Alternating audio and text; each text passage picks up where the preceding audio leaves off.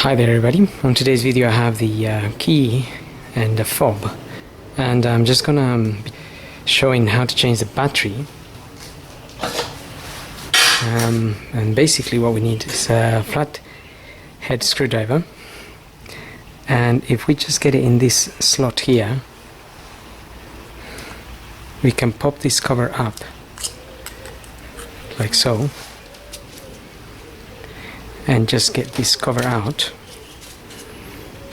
and you will see the battery in there, and that is a CR2032.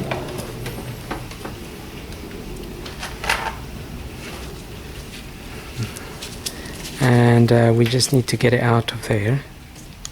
So there's a little slot on the side.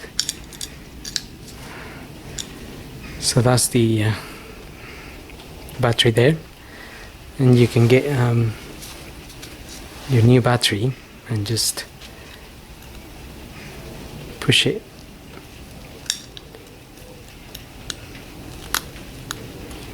in there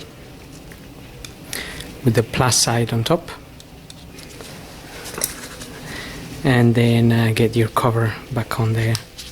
Just press it in.